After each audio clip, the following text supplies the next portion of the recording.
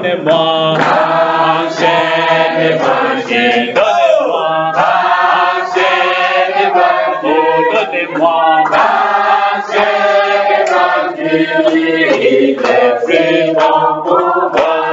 Donnez-moi l'ancien évangile. Oh, donnez-moi l'ancien évangile. Oh, donnez-moi l'ancien évangile.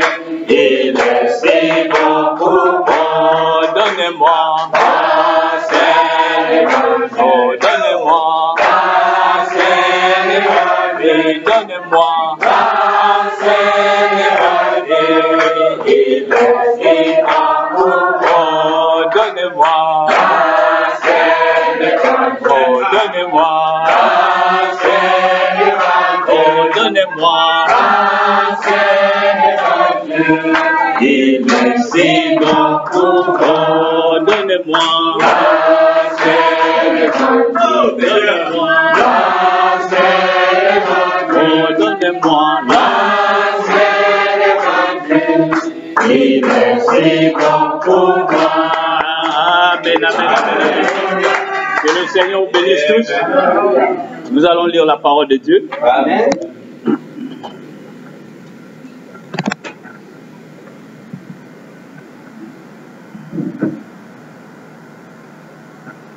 Nous allons prendre notre texte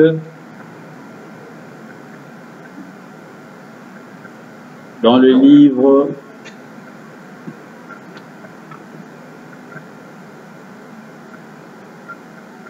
de Samuel. Amen. 2 Samuel 14 à 17.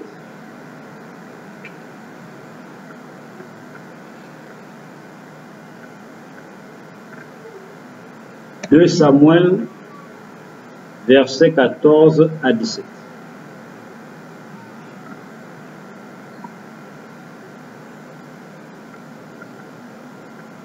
Vous êtes là?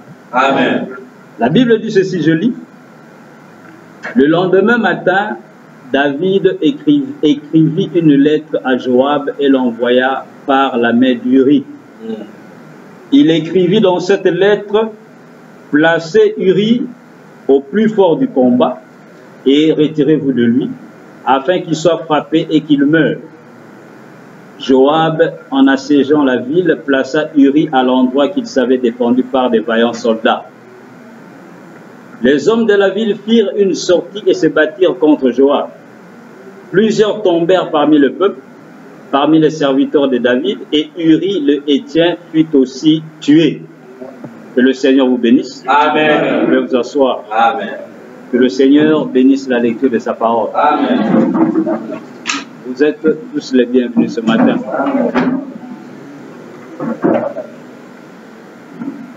Alors nous allons terminer notre sujet de la fois passée à propos du péché du roi David. Amen. Le péché du roi David. Nous avions dit la fois passée que dans cette histoire de David se trouve caché une vérité, un message que Dieu avait posé pour que son peuple, au temps de la fin, puisse comprendre le dessein de Dieu, c'est-à-dire le plan de Dieu. Parce que dans toute écriture, dans toute la Bible, Dieu voulait montrer son plan de la rédemption. Cela veut dire la manière dont il allait racheter son épouse, racheter son église, qui est chacun de nous au temps de la fin. Mais ces choses étaient cachées sous forme des histoires, sous forme de la vie des patriarches, des prophètes, de tous ces gens-là. Mais c'était Dieu qui écrivait sa Bible. Alors nous avions vu le péché du roi David, comment David a pu voir le soir, quand il est monté sur le toit de la maison, dans sa maison, le palais royal, c'est là qu'il aperçoit une femme en train de se baigner. C'est laver qui était Bathsheba, une femme qui était déjà mariée avec son époux, Uri, le Héthien. Et alors, David va prendre cette femme-là et va avoir même des enfants avec elle. Et la chose la plus pire que David va faire, c'est quoi? C'est de tuer même le mari de Bathsheba, afin qu'il puisse continuer à vivre avec cette femme qui était Bathsheba. Et nous avions pu comprendre que toutes ces choses renfermaient un message de Dieu, un message spirituel, le plan de la rédemption. David représente Christ. Bathsheba représente l'épouse de Christ. Uri représente à la fois le monde et à la fois le chrétien. Amen. Le croyant. Et nous avions vu premièrement que David, selon la loi de Dieu, pour qu'il puisse avoir cette femme-là, une femme qui était déjà mariée avec un autre époux, pour que lui puisse l'avoir, la femme, son premier mari doit premièrement mourir. Amen. Et cela montrait le type de Jésus-Christ qui, au temps de la fin, doit venir prendre son épouse, qui est son église. Mais il ne peut pas prendre cette épouse, cette église, si le premier mari de cette épouse n'est pas encore mort. Amen. Et c'est pourquoi dans les types là-bas, quand Dieu écrivait sa Bible, il a montré cela dans la vie de David pour montrer les spirituels, pour montrer les choses qui allaient venir, que Dieu devait premièrement tuer notre premier mari qui est le monde avant qu'il puisse nous prendre, nous l'épouse. Cela veut dire que la vie mondaine doit premièrement quitter le croyant avant que Christ puisse se marier à lui. C'est ça le plan que Dieu avait, c'est ça la loi de Dieu. Et il a montré cela dans les choses naturelles, parce que les choses naturelles nous montrent des choses spirituelles. Et ce sont les choses spirituelles qui sont les choses les plus importantes. Donc nous avions pris 2 Corinthiens 7, je prends 1 Corinthiens 7, où Paul parle de ces choses. Il montre que une femme est liée à son mari aussi longtemps que celui-ci est vivant. Mais si le mari meurt, la femme est libre de se remarier, mais seulement que ça soit dans le Seigneur. Amen. Donc une femme qui est divorcée ne peut pas se remarier. Amen. Amen. Et l'homme non plus qui est divorcé ne peut pas se remarier aussi longtemps que l'un des conjoints est encore vivant. Paul déclare, si la femme est séparée de son mari, que cette femme-là se réconcilie avec son mari. Ou bien, s'il ne veut pas se réconcilier avec son mari, la femme restera comme cela jusqu'à ce que le mari mourra. Amen. Amen. Amen. Et ce ne sont pas des choses faciles. Parce que quelquefois, on peut commencer à prier disant qu'il meure pour que je me marie. Amen. L'époux aussi. Quand l'époux, le mari est divorcé, il ne peut plus se remarier si sa première femme n'est pas encore morte. Amen. Amen. Mais Paul déclare, si le mari meurt, la femme est libre de se remarier. Amen. Pourquoi cela? Parce que le mariage, le vœu du mariage, c'est jusqu'à ce que la mort vous sépare. Amen. Amen. Amen. Jusqu'à ce que la mort vous sépare. Si la mort n'a pas encore intervenu, on n'a pas le droit de se séparer. Et Paul continue, s'il arrivait qu'on se sépare, alors qu'on reste ainsi. Qu'on ne se remarie pas. Amen. Et ces choses montrent les choses spirituelles. C'est pourquoi cela marche ensemble. Christ ne peut pas nous prendre si nous sommes encore mariés au monde. Si nous sommes encore liés aux choses du monde. Il ne peut pas venir nous prendre. Amen. Il doit d'abord laisser que le monde meure en nous. Amen. Le monde doit partir complètement. Pas seulement un divorce, mais une mort complète et totale. C'est à ce moment-là que nous devenons libres d'être mariés à Christ qui est notre époux. Amen. C'est pour cette raison, bien-aimé, que David a tué Uri. C'est pour cette raison que David a pris Bathsheba, la femme d'autrui. Amen. Qui était premièrement liée à un autre homme, mais David va venir pour la prendre. Et nous avions montré que David, sur le toit de la maison, cela symbolise le temps de la fin où Christ revient dans le ministère de la pierre de fête. C'est-à-dire le ministère du sommet. C'est ça le toit de la maison. Et la Bible déclare que c'était au soir que David est monté, parce que le temps du soir, c'est le temps de la fin. Ce n'est pas un soir naturel où la nuit tombe. Non, c'est le dernier jour. C'est au temps de la fin. Et c'est au temps de la fin que Christ, quand il revient dans le ministère de la pierre de fête, c'est là qu'il voit une femme en bas en train de se laver. Et cette femme est nue, pauvre, aveugle, mais elle ne le sait pas. Nous avions vu que c'est l'âge de Laodicée. C'est l'épouse de l'église de Laodicée qui est tombée dans l'âge de Laodicée, qui est devenue une dénomination. Mais Christ, au temps de la fin, doit venir pour la faire sortir de là, pour la ramener à lui, pour la prendre en mariage. Mais seulement le premier mari, le premier époux, qui est le monde, doit mourir. Prenons une déclaration du prophète que nous avions lu la fois passée. L'union invisible de l'épouse de Christ, c'est juste pour se remémorer un peu. L'union invisible de l'épouse de Christ, 25 novembre 65, paragraphe 50-51, le prophète dit ceci. 25 novembre 65. L'union invisible de l'épouse de Christ. Il dit maintenant, en tant que femme, si elle est mariée à Christ, la parole, elle ne peut être mariée à une église dénominationnelle en même temps, car elle est déjà liée pour le mariage. Elle ne peut pas vivre avec deux maris en même temps. Ils sont en opposition l'un à l'autre. L'un est envoyé de Dieu, l'autre est fait des mains d'homme. Ils sont contraires. Il a dit que toute parole d'homme soit un mensonge, et la mienne la vérité. Dieu a dit cela. Aussi contraire l'un à l'autre que la loi l'était à la grâce, comme Paul le dit ici. L'un doit être mort pour avoir l'autre. Si elle essaye d'en avoir deux, elle sera appelée adultère.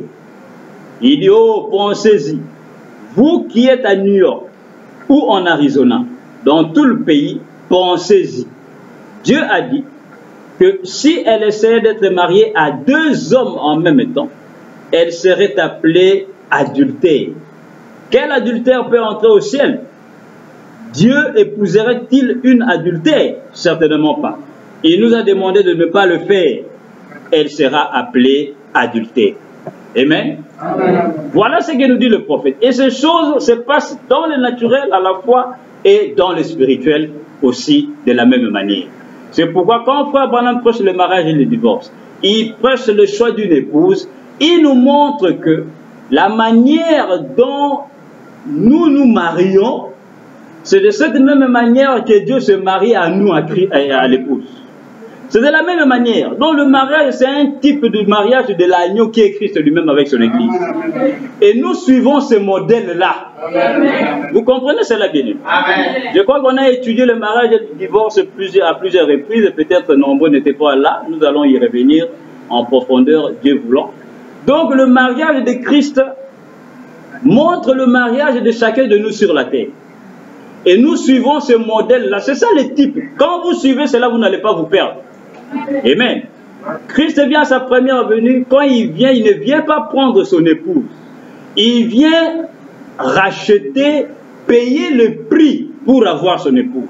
C'est pourquoi il verse le sang. Et c'est un sang, un prix qui est inestimable.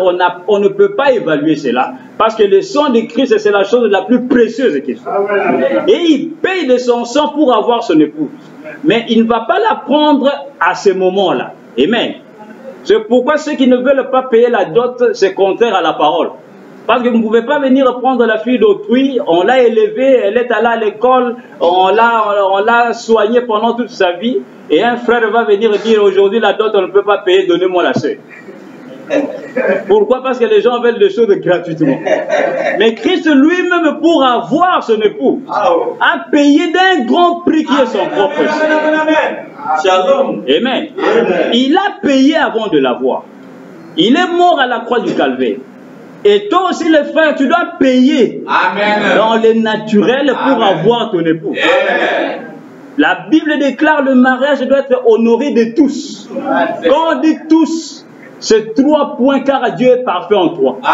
C'est-à-dire on honore les parents, on honore l'Église et on honore Dieu. Et aussi l'État aussi. Parce que quand vous vivez dans un pays, vous devez en tant que véritable croyant, vous devez aussi suivre la loi du pays. Amen. Amen. Donc nous voyons, Christ vient, il meurt pour son épouse, il verse son sang et il part. De la même manière, quand le frère veut se marier, il doit d'abord aller à la famille, il donne la dot, ainsi de suite, on s'arrange.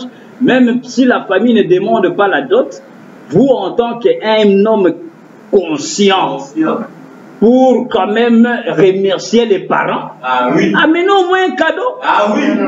Même si on ne vous donne pas un montant, on ne vous dit pas amener 1 million. On vous dit, ok, mon frère, nous sommes des croyants, bon, viens, honore ta femme, c'est tout. Alors vous, en tant qu'humain, en tant que croyant vous-même, mais honorez les parents. Ne dites pas alléluia, on ne va pas demander la dot.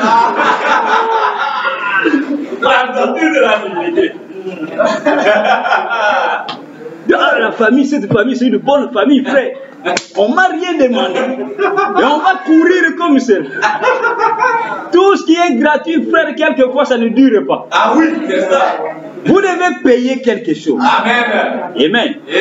Et Christ va partir pour donner des promesses à son épouse, lui disant, je suis venu, j'ai payé les prix, mais je vais te préparer une place. Il faut que je m'en aille. Si je ne m'en vais pas, le Saint-Esprit ne viendra pas. Je vais vous préparer une place et je reviendrai vous prendre. Je pars pour vous préparer afin que là où je serai, vous y soyez aussi. Amen. Ainsi, un frère vient, il paye la dot, il paye, il honore les parents. Alors il doit préparer quelque part où il vivra avec son épouse. De ne pas prendre la femme et aller avec elle chez vos parents encore là où vous êtes. Non, vous devez préparer un lieu pour votre épouse. Là où vous allez vivre ensemble. Amen. Et étant monté dans les hauteurs, il a fait des dons aux hommes. Les uns comme apôtres, comme des prophètes, comme pasteurs, comme docteurs, comme évangélistes. Quand est-ce que Jésus-Christ a-t-il donné des dons? Quand il est monté, qu'il a déjà payé le prix. Dans le naturel, le frère ne donne pas des cadeaux à la sœur si tu n'as pas encore payé le prix. Parce que le jour où elle va changer, elle va te dire, tu vas venir, donne-moi le soulier que je t'avais donné. Parce que maintenant que tu ne veux pas, je t'ai acheté des pagnes et tout ça. Maintenant tu achètes, rends-moi tout ça. Donc quand vous êtes avec la sœur, vous êtes déjà en communion avec la sœur, mais vous n'avez pas encore fini avec la famille. Frère Branham me dit de commencer par à donner des cadeaux. On se rencontre à l'église du Seigneur. Je t'ai amené un mouchoir. Vous n'avez pas encore payé le prix. C'est quand Christ paye le prix. Ce n'est qu'après qu'il part qu'il donne des dons. Il envoie des dons sur la terre à son épouse. Pourquoi? Pour que l'épouse continue à l'attendre. Et les dons, c'est quelque chose de temporaire. C'est ça. Paul dit le Saint-Esprit c'est un gage. C'est un acompte. Le gage ce n'est pas qu'on a tout payé, non. C'est quelque chose qu'on donne et qu'on détient pour un temps. C'est pourquoi vous allez comprendre pourquoi Frère Branham me déclare le Saint-Esprit, vous pouvez l'avoir et alors en enfer. Ça n'a rien à voir. Parce que c'est un don temporaire pour vous. Parce qu'il y aura un temps où le Saint-Esprit lui-même va venir, ça ne sera plus les dons, mais le donateur. Le donateur lui-même. Mais l'épouse a des dons pour attendre. Amen.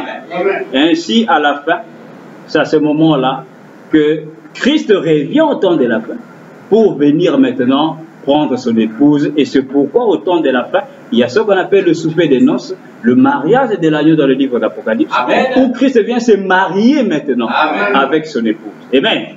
Mais regardez dans le naturel, quand Christ est venu, il est venu avec un costume, non? Qui est son corps, Jésus. Et dans le naturel, quand il y a une petite cérémonie, le jour où le frère va aller donner des cadeaux qu'on appelle communément la dot ici en Afrique, chez la famille, le frère, il va prévoir un costume. Même si ce n'est pas un costume, mais un bel habit, un beau boubou, il prévoit cela. Et ça sera la cérémonie pour honorer les parents. Il paye les prix. Et maintenant, le jour de la cérémonie, comme on avait vu frère Samuel avec la sœur, le jour de la cérémonie, le frère va mettre le même costume.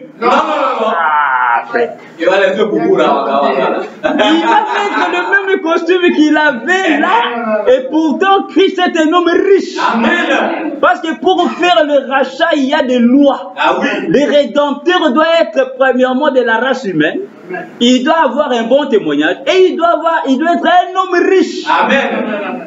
Maintenant, le frère dans le naturel, de la même manière, on ne parle pas de la richesse du monde ou de quoi c'est ça, mais le frère à la cérémonie du mariage, normalement, il va prévoir un autre habit. Amen. Pour que le jour de la cérémonie, il puisse se marier avec la sœur. C'est ça, non? Ah oui. Maintenant, Christ, quand il est venu payer les prix, vous savez ce qui est arrivé là-bas? On l'a menacé. Ah oui. On l'a tapé, on l'a tabassé, on l'a blessé. Il avait un corps ensanglanté. Et il est monté avec un costume déchiré. Ah oui. Mais le jour où il va venir pour la fête de mariage, va-t-il porter le même costume? Non. Va-t-il mettre le même habit déchiré là-bas?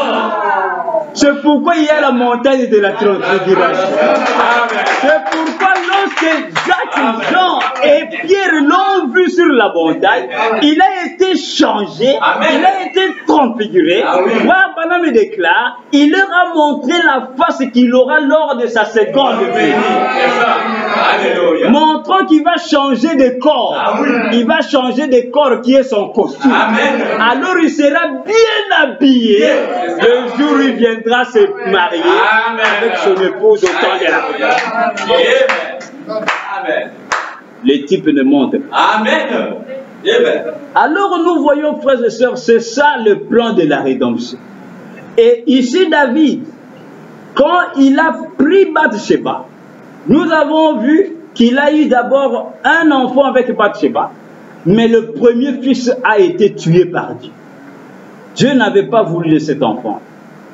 Et nous avons pu comprendre que le premier fils de David avec Bathsheba symbolise la première venue de Jésus, où Frère Branham dit Christ à sa première venue était la divinité en service pour mourir. La seule mission de Christ à sa première venue, c'est de venir mourir pour son épouse et payer le prix. Amen. Amen. C'est pourquoi David, quand il prend Bathsheba, le premier fils qu'ils vont avoir dans cette union-là, Dieu va ôter cet enfant-là.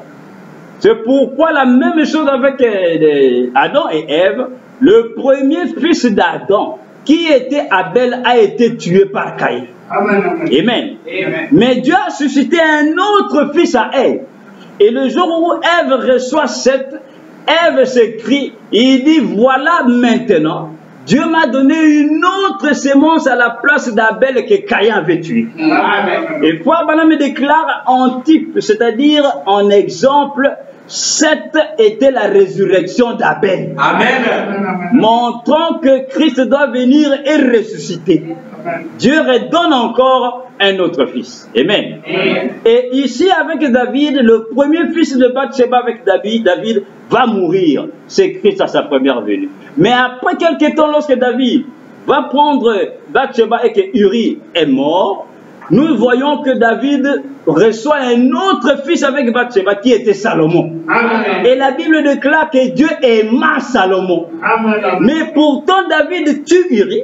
David va s'unir d'une manière un peu contraire à la parole, selon notre propre raisonnement. Mais Dieu va aimer le fils qui va sortir de cette union.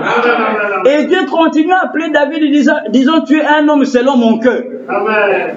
Amen. Amen. Mais frères et sœurs, faites attention, ne confondez pas les dispensations de Dieu. C'est-à-dire les époques de Dieu. Frère Branham dit, il ne faut pas mal placer la parole. Il faut placer la parole dans son temps, dans l'espace et dans le temps. Pourquoi je dis cela? Parce que nous voyons aujourd'hui, nombreux prennent le type de David pour se justifier. Lorsque quelqu'un tombe ou lorsque eux-mêmes tombent, ils disent, oh frère, mais ça ne fait rien, David aussi était tombé. Et David avait pris la femme d'une autre personne, mais Dieu a continué avec lui, il a dit, c'est l'homme selon mon cœur. Ça, c'était à cette époque-là, où Dieu était en train d'écrire sa Bible, et même le sang de Christ n'était pas encore venu pour ôter le péché qui était dans le jardin. Shalom. Mais aujourd'hui, la Bible déclare les adultères n'hériteront pas le royaume. Amen. Aujourd'hui, quelqu'un ne peut pas prendre la femme d'autrui et dire oh non, frère David aussi l'avait fait. Moi, si je le fais, pourquoi Dieu va m'amener en enfer? Aujourd'hui, ce n'est pas la dispensation de cet temps. Amen. Aujourd'hui, c'est un autre âge. Amen. Où le sang est déjà sur le trône. Ah oui. Si quelqu'un ne se répand pas de ses erreurs, ce péché-là reste sur lui. Ah oui. Amen. Et tout péché doit être payé. Amen. Alors, aujourd'hui, nous allons prendre un autre type de Uri. Nous voyons que David a tué Uri. Comme je l'ai dit, Salomon, qui était le deuxième fils de Bathsheba, Salomon représentait la seconde venue de Jésus. Amen. C'est pourquoi Salomon avait cette lettre dans son nom, ah oui, symbolisant le temps de la fin. Amen. Au 7e mois de l'Église, le 7e jour, quand Dieu revient au temps de la fin, cela symbolise Salomon. Le premier fils de Bathsheba va mourir, mais Dieu va aimer Salomon. Et Salomon, quand l'enfant naît, David, quand l'enfant naît, Salomon, il va l'amener chez Nathan. Ah oui. Parce que Nathan, c'était lui qui était le prophète en ce jour-là. Et Nathan va prendre l'enfant. C'est Nathan qui va donner un autre nom à l'enfant Salomon. Il va l'appeler Jedidja.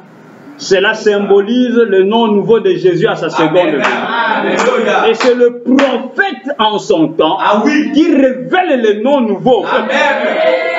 Parce que c'est le jour où le prophète est sur la terre que les 7 tonnerres dans lesquels était caché le nom nouveau de Jésus sont révélés. Amen. C'est pourquoi là-bas dans le type, ce n'est pas Salomon qui donne, David plutôt qui donne le nom à Salomon, mais c'est Nathan le prophète. Amen. Nous montrons que c'est le prophète. Amen. En son jour, lorsqu'il révèle les 7 tonnerres, alors nous voyons le nom nouveau de Jésus. Amen. Alléluia. Shalom. Amen. Ainsi nous voyons, comme Frère Branham le dit, tous les plans de la rédemption étaient ici dans la vie de David et aussi dans dans la vie de tous les autres patriarches, Joseph, Ésaïe, tous ces prophètes-là, Dieu montrait sa propre vie. Amen.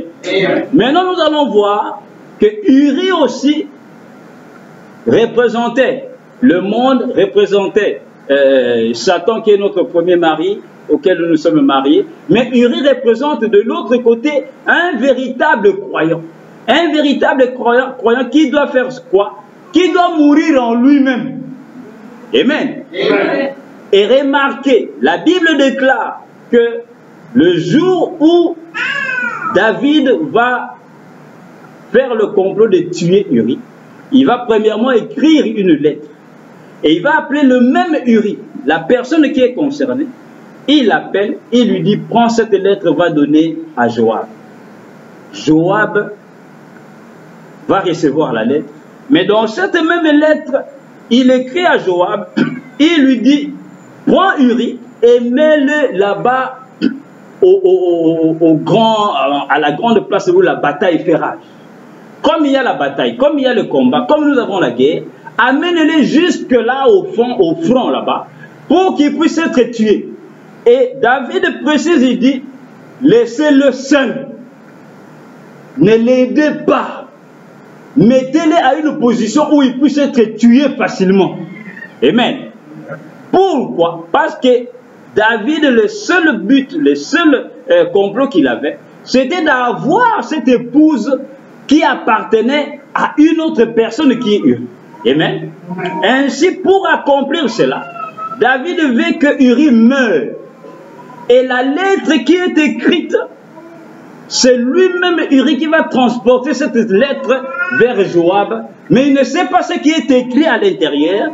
Il ne sait pas qu'il est écrit de sa propre mort. Amen. Ainsi, cette lettre, c'est quoi, frères et sœurs? C'est la lettre de l'épouse à l'époux. De l'époux, pardon, à l'épouse. C'est la lettre de Christ, l'époux à l'épouse. Mais cette lettre est destinée à un prophète.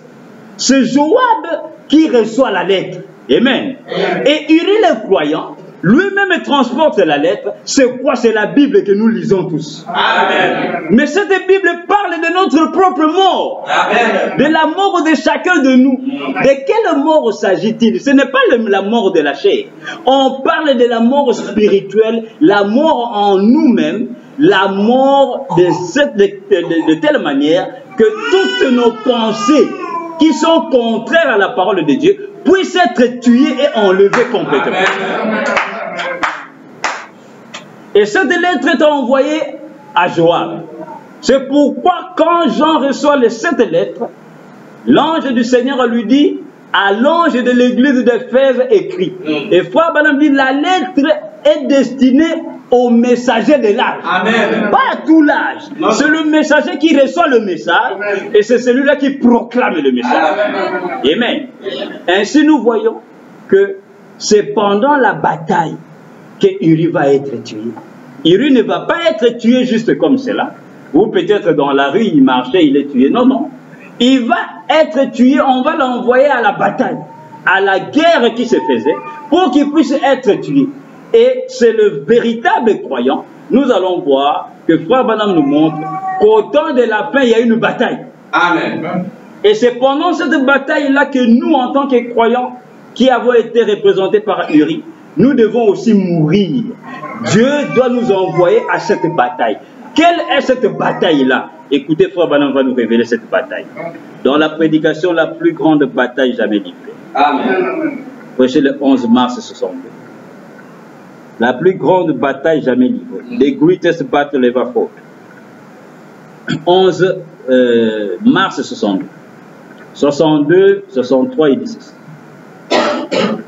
Il dit cette grande bataille. Écoutez. La première qui a jamais été livrée a commencé dans le ciel. Quand Michel et ses anges ont livré bataille à Lucifer et ses anges. Elle a d'abord commencé, la première bataille a eu lieu dans le ciel. Donc, le péché n'a pas eu son origine sur terre. Il a eu son origine dans le ciel. Ensuite, il a été précipité du ciel, chassé du ciel, pour venir sur la terre, et il s'est jeté sur les êtres humains. Alors, la bataille, qui en avait été une d'anges, est devenue une bataille d'êtres humains. Et Satan est venu pour détruire la création de Dieu, ce que Dieu avait créé pour lui-même.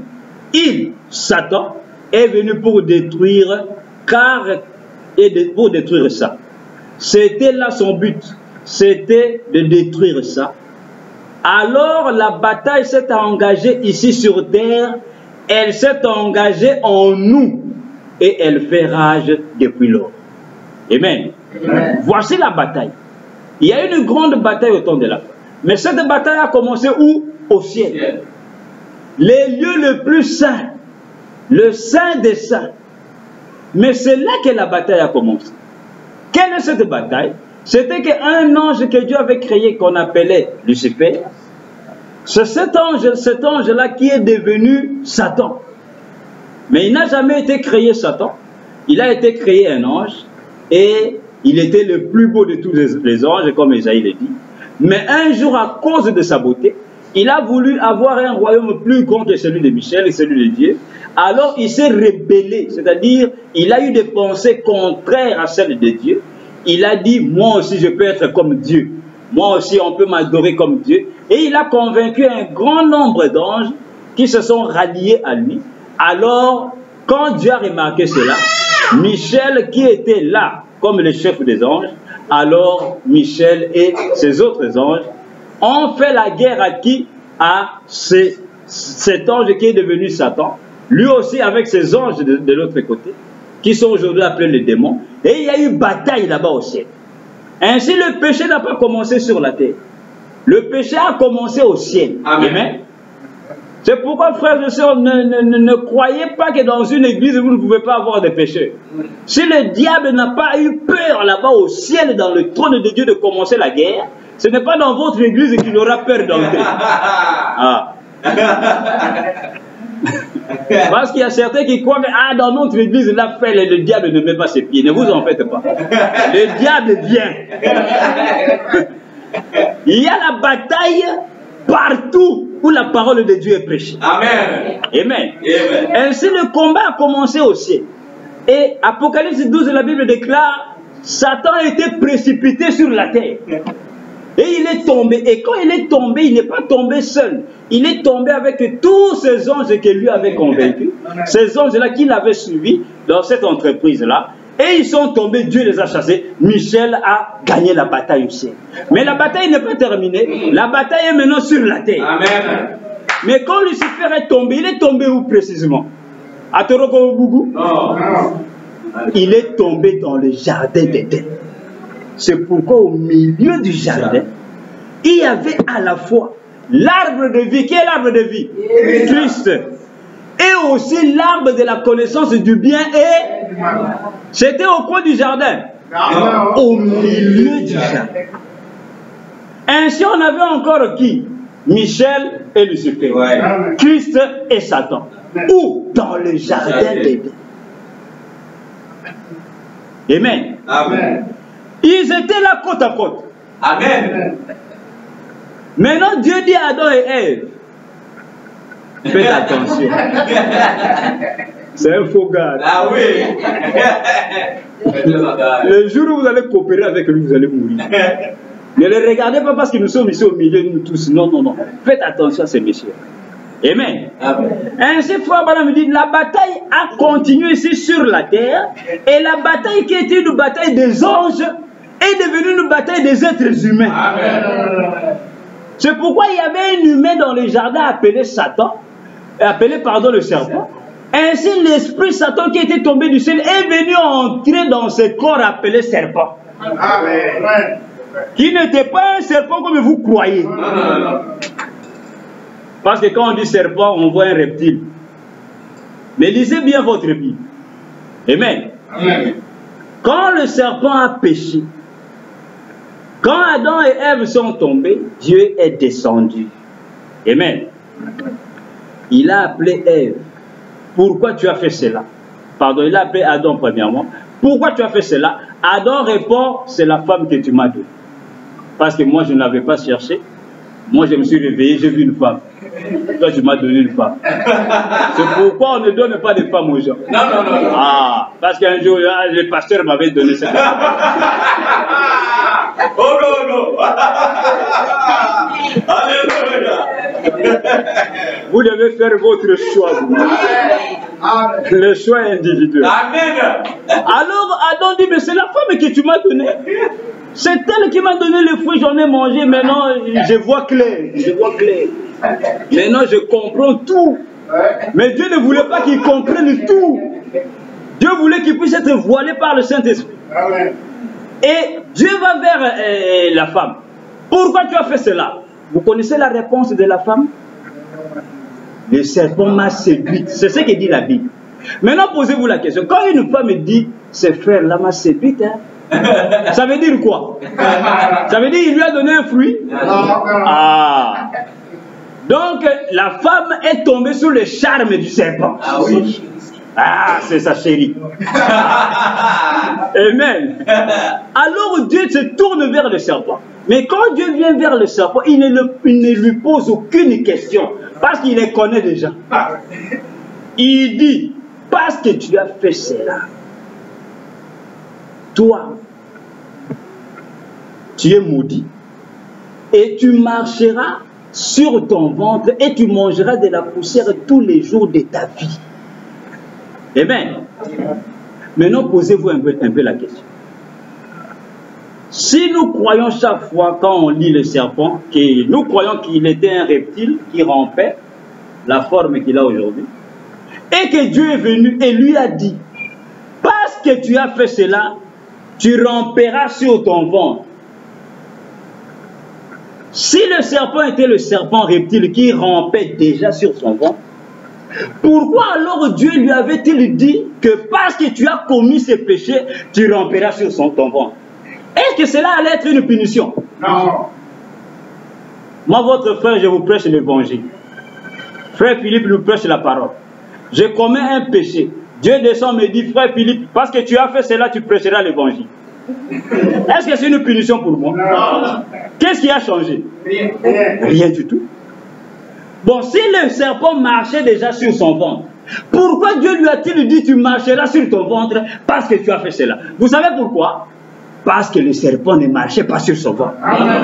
La punition, la malédiction est tombée sur lui. C'est là que ce jour-là, il s'est écroulé et il est devenu un serpent, un reptile comme nous le voyons aujourd'hui. C'est la malédiction qui l'a rendu ainsi. Bon, maintenant, posons-nous la question, il avait quelle forme? La Bible dit que le serpent parlait. Posez-vous la question, allez aux eaux, parlez au serpent s'il va parler. Pourquoi aujourd'hui il ne parle plus? Parce qu'au jardin, il y avait 3 personnages qui parlaient. Adam parlait. Ève parlait, le serpent aussi parlait.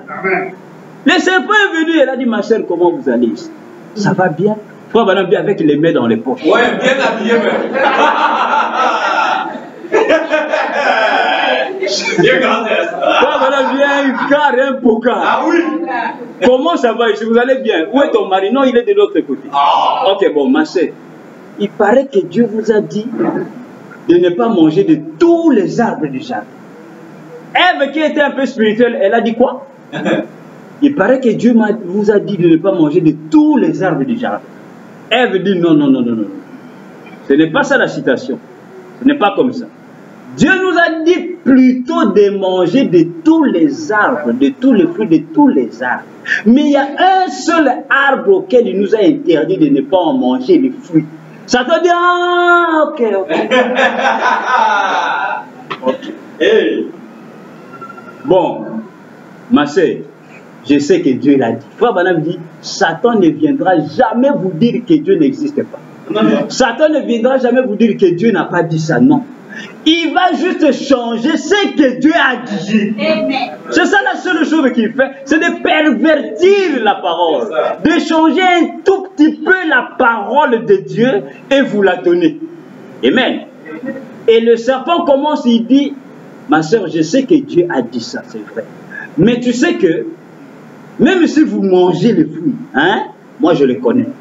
Même si vous mangez les fruits, vous n'allez pas mourir. Mais plutôt vos yeux vont s'ouvrir. Et vous allez connaître le bien et le mal. La femme dit, ah, c'est vrai, il dit, je te dis la vérité. Et le serpent disait la vérité. Hein. Vous savez cela? Lisez la Bible. Parce que quand Ève mange le fruit, la Bible déclare ses yeux se sont ouverts. Ah, est-ce que le serpent peut mentir? Le serpent a dit, le jour où vous allez manger, vos yeux s'ouvriront. Vous connaîtrez le bien et le mal. Mais Dieu ne voulait pas que ses enfants connaissent le bien et le mal. Dieu voulait que ses enfants vivent avec le bien éternellement.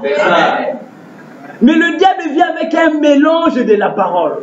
Un peu de vérité, un peu de mensonge, l'hybridation, le mélange, il met cela ensemble et il donne. C'est ce qu'il fait jusqu'à aujourd'hui parce qu'il ne change pas non plus, lui, Satan. Amen. Et c'est à ce moment-là, bien aimé, que Ève va manger, et quand elle mange les fruits, et elle se rend compte qu'elle est nue. Mais pourtant, elles étaient nues depuis des siècles, des années, des années. Ah oui. Mais ils ne comprenaient pas qu'ils étaient nus. Pourquoi? Parce que le Saint-Esprit les voilait. Ils étaient voilés par le Saint-Esprit. Maintenant que le Saint-Esprit les a laissés, et ils se sont rendus compte qu'ils étaient nus. Mais quand ils se sont rendus compte qu'ils étaient nus, ils étaient contents. Non. Ils avaient honte de leur propre nudité. Ils sont allés se fabriquer des feuilles de figuier pour couvrir leur nudité. Parce qu'ils savaient que ce n'était pas bien qu'ils soient nus. Amen. Amen. Ainsi nous voyons, bien aimés, c'est à ce moment-là que le diable descend et il descend dans le jardin d'Éden. Et la bataille, frère Banabi, la bataille qui était au ciel entre les anges, la bataille devient maintenant une bataille des êtres humains. Mais qui sont derrière cette bataille? Qui sont en train de se battre réellement au travers de nous? Il dit la bataille s'engage en nous les humains. Ah oui. Amen. Maintenant sur la terre, le diable possède des êtres humains. Dieu aussi entre dans des êtres humains. Et il y a maintenant bataille au temps de la fin. Et nous allons voir le nom que la Bible donne à cette bataille-là. Dans le 4e Sophrois Banam dit ceci, écoutez, 279, il dit ceci. Il dit, la première chose qui s'est passée dans le ciel, c'est un combat. Lucifer a été chassé et il est venu sur la terre. Alors il a pollué l'Éden. Polluer veut dire salir. il a pollué l'Éden. Et depuis ce temps-là, il n'a pas arrêté de polluer. Et maintenant, du combat dans les ciels, on aboutit, c'est-à-dire on arrive à la fin, on aboutit au combat sur la terre, et cela doit se terminer sur la terre, au temps de la fin, par un combat appelé Armageddon. Il dit, or tout le monde sait ça. Le combat a commencé dans les ciels saints. Alors ils l'ont chassé. Michel et ses anges l'ont vaincu et il a été chassé. Et à ce moment-là, il est descendu tout droit en Éden. Et c'est là que le combat a commencé ici sur terre. Amen. Amen. Le combat se termine ici sur la terre. Cela a commencé au ciel. Et cela va se terminer ici sur la terre sous quel nom? Sous le combat d'Armageddon. Mais posez-vous maintenant la question. Quand le combat s'est passé au ciel, c'était quel genre de combat? C'était avec des chars de combat? C'était avec des mitraillettes au ciel? Hein? C'était quel combat? Le combat de la parole entre la vérité et le mensonge. Et foi, madame déclare, ce combat a commencé là-bas. Cela se termine sur la terre sous la forme de l'Armageddon. Et cela s'engage en nous. Et ce combat-là, ça va être un combat des êtres humains. C'est ce qu'on appelle la bataille d'Armageddon. Et cette bataille d'Armageddon se passe en nous. Pourquoi? Parce que les champs de bataille, c'est-à-dire les lieux où ce combat se passe là, c'est dans l'homme, c'est dans les êtres humains. Amen. Écoutez, frère Branham nous dit cela dans la plus grande bataille jamais livrée. Paragraphe 68, il dit ceci. 11 mars 62. Il dit, quand cette grande bataille s'est engagée sur terre, il a fallu qu'il y ait un lieu commun de rencontre. Il a fallu déterminer un lieu où la bataille allait s'engager. Et où la bataille allait faire rage. Et ce champ de bataille a commencé dans la pensée humaine. C'est là que la bataille s'engage. La pensée humaine a été choisie comme lieu de la bataille où elle allait s'engager. Et c'est parce que les décisions se prennent dans la pensée, dans la tête. Il dit maintenant, ils n'ont jamais pris une organisation comme un point de départ. Ils n'ont jamais pris une mécanique quelconque comme point de départ. Ce n'est pas du tout sur ce champ-là que ça a commencé. Ainsi donc, une organisation ne pourra jamais faire l'œuvre de Dieu parce que les champs de bataille, là où vous devez affronter votre ennemi, c'est dans la pensée. Vous devez faire votre choix. Vous y êtes confrontés. Amen. Voilà où se passe la bataille. La bataille se passe où, bien aimé? Dans la tête des gens. Dans l'homme, dans la pensée humaine. C'est pourquoi le prophète nous révèle. Il dit, Ève, l'erreur qu'elle avait commise, c'était d'écouter le serpent lui parler. Parce que Dieu leur avait donné déjà sa pensée. Dieu leur avait donné déjà sa parole, qui était, ne mangez pas de l'arbre de la connaissance du bien et du mal. N'en mangez pas son fruit. Le jour où vous en mangerez, vous mourrez sûrement. Amen. Mais le diable vient, Lucifer, pardon, le serpent, Satan au travers du serpent, vient pour séduire la femme, pour lui ôter toute la pensée que Dieu lui avait donnée. Il vient avec quelque chose de contraire à ce que Dieu avait annoncé. Et l'erreur fatale qu'Ève avait commise, c'est de se mettre à écouter le serpent. Et quand elle a pris du temps pour écouter le serpent, alors dans sa tête, qu'est-ce qui s'est passé? Elle s'est retrouvée avec deux semences, deux paroles. L'une dit ne mange pas, l'autre dit mange, il n'y a rien qui va se passer. Et dans sa pensée, il y a eu cette bataille-là. Maintenant, à ce moment-là, qui sont en train de se battre dans la pensée d'Ève, c'est Dieu et Satan. Maintenant, quel choix Ève a fait? C'est de prendre la parole de qui? De Satan. Et de laisser tomber la parole de Dieu. Et quand elle a fait cela, ça en était fini d'elle. Alors, elle a fait tomber la barrière. Elle a abandonné la parole de Dieu pour prendre une autre parole qui était un mensonge. C'est pourquoi Dieu a dit que ma parole, que toute parole d'homme soit un mensonge et que la mienne seule soit la vérité. Ainsi, c'est ce qui se passe aujourd'hui en ce temps de la fin. C'est cette bataille-là d'Armageddon. Entre la vérité et le mensonge, c'est ce qui se passe au temps de la fin. C'est pourquoi Uri, qui représentait vous et moi les croyants bien-aimés, en ce temps de la fin, il y a une bataille. C'est la bataille entre la vérité et le mensonge. Amen. En ce temps de la fin où toute la vérité, les mystères qui ont été cachés, ont été révélés à l'épouse, au peuple de Dieu, ça c'est le même moment que le diable vient pour essayer de détourner les enfants de Dieu de cette vérité qui leur avait été révélée. Et cette bataille se passe en nous. Amen. Amen. Et nous tous, nous devons affronter cette bataille. Amen. C'est pourquoi nous devons venir à cette bataille et mourir à nos propres pensées. Amen. C'est pourquoi la Bible déclare: ne vous appuyez pas sur votre propre intelligence, mais appuyez-vous sur l'intelligence de Dieu, sur la parole de Dieu. Amen. Et nous nous retrouvons au jour, les jours les plus séducteurs. Ah oui. C'est-à-dire le jour où le mensonge est même devenu comme une vérité. Ah oui. On a fait passer le mensonge comme étant la vérité. Ah oui. Mais c'est au même moment que la vérité est révélée. C'est pourquoi quand vous voyez le faux se manifester d'une manière extravagante, c'est-à-dire il y a tellement de fausseté qui se manifeste au temps de la fin, sachez-le que c'est au même moment que la vérité aussi est révélée. Amen. Shalom. Parce qu'on ne peut pas avoir le faux. Quelqu'un ne peut pas fabriquer un faux billet de $1 si il n'a pas calqué ou il n'a pas regardé au véritable $1. Il doit premièrement avoir le véritable billet pour copier tout ce qui est dans le véritable billet pour faire un faux. Et quand il en fait un faux, il laisse tomber le vrai et il va séduire les gens avec le faux billet. Et c'est un véritable imitateur. Vous allez voir que le faux billet va convaincre beaucoup de gens. Les gens ne comprendront pas que c'est un faux billet. Mais quand cela va tomber sur les mains d'un connaisseur qui sait réellement regarder les choses, lui quand il va regarder, même quand il touche, il dit ça c'est un faux billet. Ça ce sont les prédestinés de Dieu. Aujourd'hui la parole est falsifiée. Frère Branham dit, nous allons lire, il dit, Satan s'associe à la parole. Satan prêche la parole. Satan a des églises en ce temps de la fin. Satan n'a pas peur de prononcer le nom de Jésus. Il va prêcher Jésus. Il va chanter Jésus.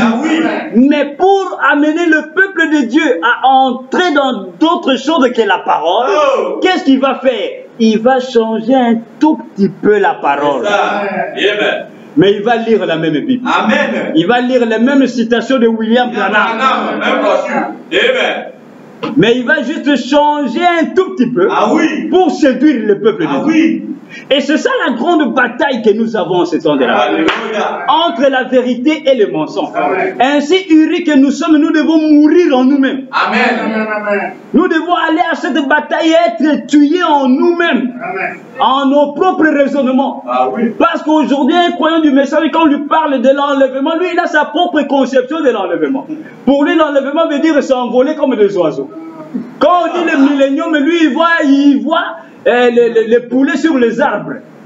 Parce que pendant le millénium, les poulets vont tomber du ciel, et il y aura ceci. Donc, la beauté terrible ici sur la terre, je ne sais pas comment. Tous ces raisonnements-là humains doivent mourir pour que nous puissions avoir la pensée de Christ. C'est ce que Paul dit, ayez en vous la pensée qui était en Christ. Amen. La pensée de la parole. Amen. C'est pourquoi David envoie Uri. Il dit, mettez-les face à la parole. Amen. La bataille d'Armageddon, c'est entre la vérité et le mensonge. C'est en ce temps de la fin que cela se passe en nous. Amen. Le croyant doit faire face à la parole. Amen. Et Joab, qui représente l'homme de Dieu, ne doit pas l'aider. Ce n'est pas au pasteur de vous donner la révélation. C'est à vous de vous battre pour recevoir la révélation de la parole. La révélation est individuelle. Amen. Shalom to you. Pasteur, dis-moi le nom nouveau, non? Qui t'a dit que le nom nouveau, c'est ton pasteur qui doit te révéler? Alléluia. La Bible déclare celui qui vaincra, je lui donnerai de la manne cachée. Et je lui donnerai un caillou blanc sur lequel est écrit un nom nouveau. Moi, madame dit, ce n'est pas sûr, c'est dans le caillou. Amen. Et le caillou, c'est la révélation. Amen. Et la Bible déclare sur lequel est écrit un nom nouveau que personne ne connaît, Amen. si ce n'est celui qui le... Qui le reçoit, le croyant. Alors, quand toi, les croyants, tu les reçois. Qui t'a donné cela? C'est Dieu qui t'a donné cela. Et Frère Branham me déclare dans l'exposé des droits de l'Église, il dit, si quelqu'un vous dit que ce nom-là, c'est Jean, c'est ceci ou cela, il dit premièrement, c'est qu'il ne connaît pas les Écritures. Ah oui. Parce que celui qui connaîtra ce nom ne le dira pas. Non, ne le dira pas, c'est ça. Non, oui. Amen. Pourquoi? Parce que quand il le reçoit, c'est pour lui. Amen. Amen. Du joie. Amen. Pourquoi? Parce que c'est la Bible qui le dit. Amen. Alléluia. On n'a pas dit à ceux qui vaincront, à celui qui vaincra. Quelle est cette bataille que vous devez vaincre? C'est la bataille du riz. La bataille de la vérité et du mensonge. Amen. Entre la vérité et le mensonge. En ce temps de la fin, nous les croyants, nous devons faire attention en ce temps de la fin. Quand nous écoutons la parole de Dieu, Frère Branham me conseille, il dit, vérifiez la parole par la parole. C'est ça. Alléluia. Amen. Ne regardez pas de qui cela sort. Non. N'ayez confiance en personne. Non. Amen. Le frère Branham dit, ayez confiance en votre pasteur. Amen. Dans quel sens? Ayez confiance en lui, sachant que c'est un homme de Dieu. Quand il nous récite la parole, donc le prophète l'a dit. Maintenant, c'est à vous d'aller vérifier. Si réellement le prophète l'a dit, maintenant demandez la révélation à Dieu. Amen. Amen. Maintenant, Seigneur, ton serviteur nous a dit que ton prophète a dit ceci. Et j'ai vu aussi qu'il l'a dit. Maintenant, ça veut dire quoi? Amen. C'est à ce moment-là que Dieu vous révèle. Amen. C'est ça. Alléluia. C'est à ce moment-là que vous allez recevoir la révélation individuelle. Amen. C'est à ce moment-là que vous comprendrez des choses qui ne sont même pas écrites dans la parole. Amen. Parce que Frère Branham nous montre qu'il y a une révélation au-delà des Écritures. Alléluia. Amen. La révélation entre les lignes. Amen. Des choses qui ne sont pas dites ouvertement. Oui. Frère Branham dit, vous devez croire à ce que j'ai voulu dire, mais que je n'ai pas dit. Amen. Alléluia. C'est là que Uri doit mourir.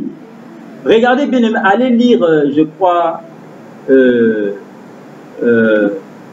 peuple d'Israël lorsqu'il marchait et qu'il devait traverser le Jourdain avec Josué, quand Moïse est parti. Vous savez, Josué a fait quelque chose. Il a dit aux sacrificateurs, posez vos pieds sur le Jourdain. Ils ont porté l'arche.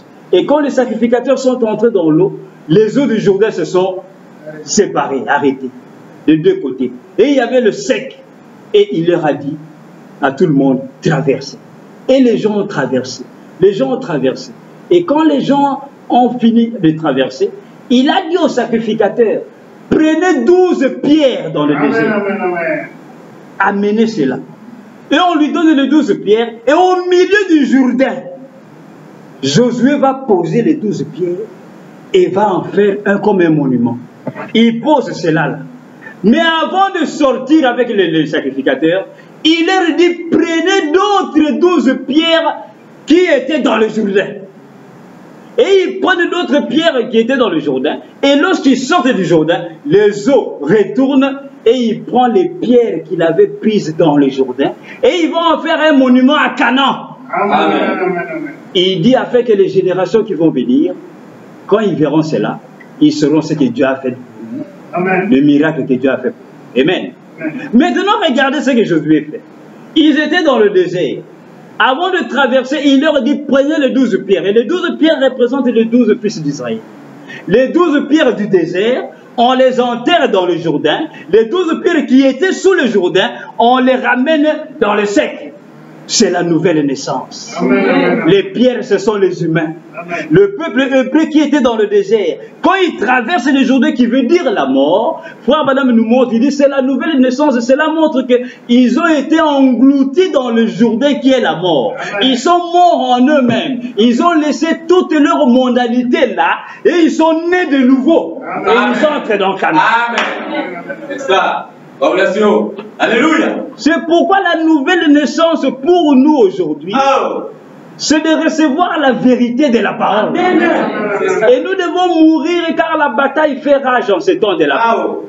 La révélation doit être apportée au peuple de Dieu. Amen. Le peuple de Dieu doit se battre Amen. en lisant le message, Ah oui. en étudiant la parole, Amen. en écoutant la parole, Amen. par la prière, Amen. et dire Seigneur, révèle-moi ces choses. Amen. Qu'est-ce que cela veut dire? Amen. C'est à ce moment-là que Dieu vient Amen. et vous révèle la parole. C'est ça la bataille, bien-aimée. Ah. C'est pourquoi Uri, David dit à Joab, laissez-le face à la parole, Ah oui. laissez-le face aux flèches. Et les flèches, c'est la parole. La parole doit nous tuer. Les citations, les déclarations doivent nous tuer, Amen. nous ôter de nous tout ce qui est contraire à la volonté de Dieu. Amen. Tout ce qui est des raisonnements, des conceptions pentecôtistes que nous avions quand nous étions dans le monde, la parole, le message doit tuer toutes ces choses Amen. afin que nous puissions naître de Amen. nouveau Amen. et avoir une autre conception de la parole. Amen. C'est pourquoi Frère Branham déclare, il dit, lorsque les sons ont été ouverts, cette même Bible est devenue un nouveau livre. Amen. On ne comprend plus la Bible comme nous la comprenions avant, comme le commun des mortels. Non, parce que la Bible est écrite en symbole, la Bible était codée, écrite en parabole, mais maintenant les symboles et les paraboles nous ont été révélés. Nous comprenons maintenant pourquoi on parle d'un agneau à 7 cornes. Avez-vous déjà vu un agneau dans la ville avec 7 cornes? Ça n'existe pas. Alléluia. Un agneau qui vient prendre un livre, où c'est? Avez-vous déjà vu un agneau avec son sabot, avec un sabot et le livre dans son sabot? Tous ces mystères nous ont révélés. Nous parlons ici de David. Pourquoi David a pris Bathsheba? C'était le plan de la rédemption. Amen. Jésus, quand il est mort, est-ce que vous savez que la tunique de Jésus, ce sont les Romains qui ont pris cela? Ah oui. Vous savez cela? Ah, Esaïe déjà avait prophétisé, ils ont tiré au sort ma tunique. Et quand il était à la croix, Frère Madame dit, ne vous en faites pas, on met quelque chose sur lui, mais il était nu à la croix. On lui a ôté la tunique et les Romains, les soldats étaient là, ils jouaient au dé, ils ont dit, nous allons tirer au sort, c'est-à-dire, on va jouer, celui qui va gagner, il va prendre sa robe. Amen. Et bien cette robe-là a fait des miracles. Ah oui. La femme à la perte de sang a été guérie. Guérie. Mais quand les Romains ont touché cette robe-là, il n'y avait rien. Celui qui avait gagné a pris la tunique, est allé avec cela à la maison, il est aujourd'hui, je ne sais pas où. La robe n'a rien fait. Pourquoi, Frère Madame, cela dépend de la manière dont vous vous approchez de la parole. Amen. Si vous n'avez pas la foi, cette même parole qui est la vérité n'aura pas d'effet sur vous. Non. Non. Ça ne vous fera rien. Vous serez là, frère, je suis croyant du message. Aucune vie. Vie. Pourquoi? Parce qu'on n'a pas la foi. Amen. On ne Alléluia. croit pas. Oh. Amen, Seigneur. Amen. Alléluia. Maintenant, regardez. Le jour où Jésus est ressuscité et que les femmes sont allées à la tombe, ils l'ont vu avec quoi? Il a vu une robe, non? Amen. Il a eu. Ah. Ah. Il a eu. Ah. D'où venait cette robe?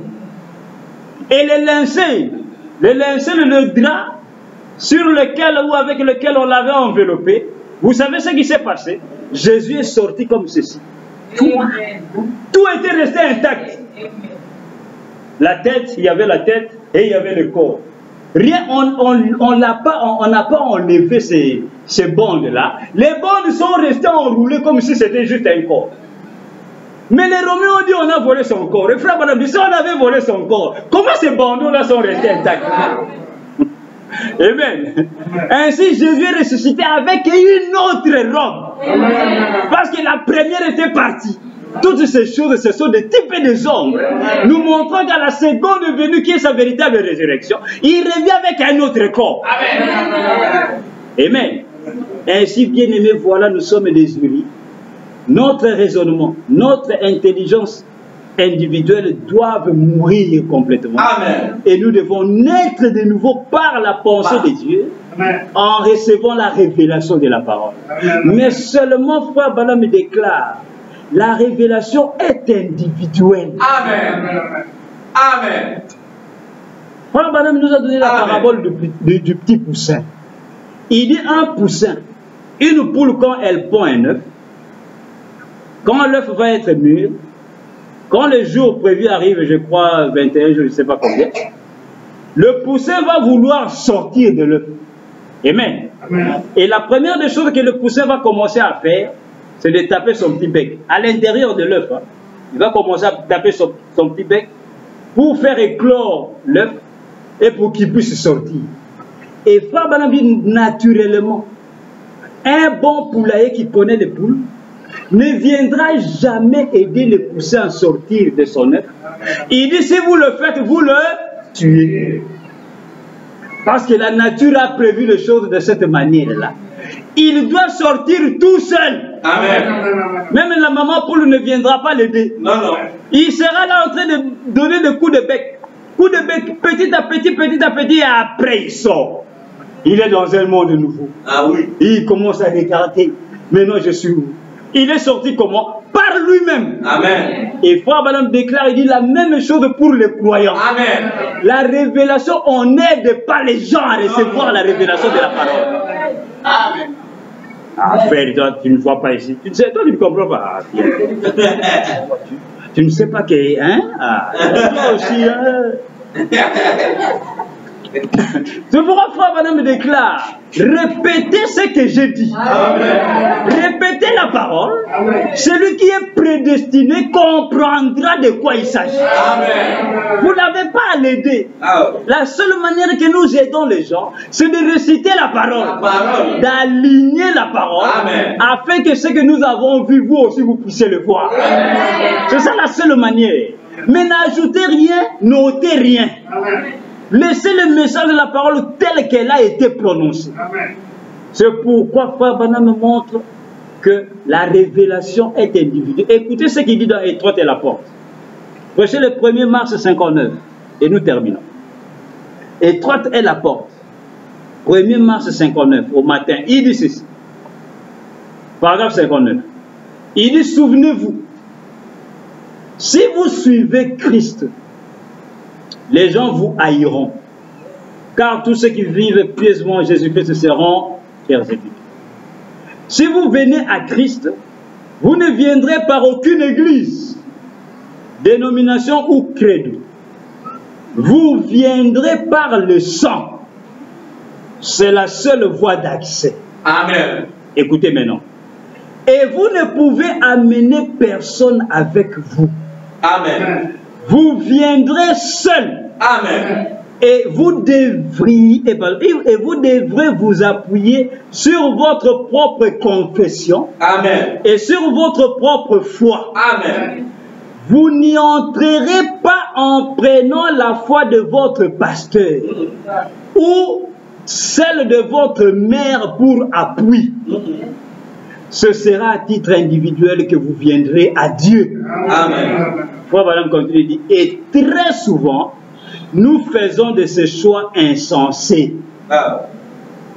Vous ne viendrez pas en prenant la foi de votre pasteur ou celle de votre mère.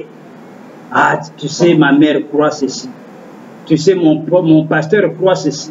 Donc, comme mon pasteur croit ceci, moi aussi je crois cela. Amen. Parce que, comme lui il croit, donc c'est la vérité. Qui vous a dit cela? Le pasteur peut être en erreur. Frère, et nombreux sont en erreur. Amen. Shalom to you.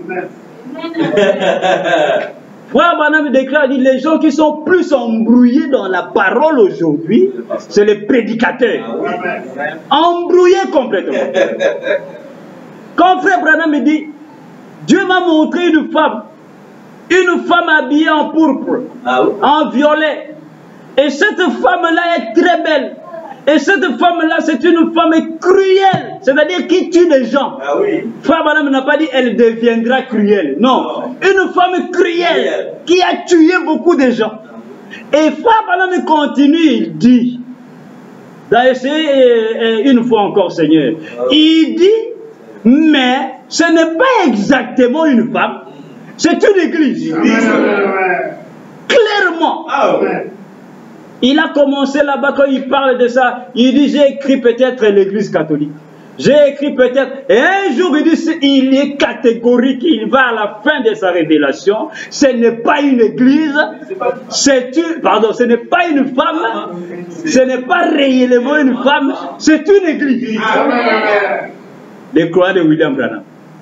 Mais quand cette femme vient aux États-Unis, combien on a vu de pasteurs aujourd'hui et de membres d'église, de brebis sur Facebook, les réseaux sociaux. La promesse est accomplie. La prophétie, qui vous a dit cela?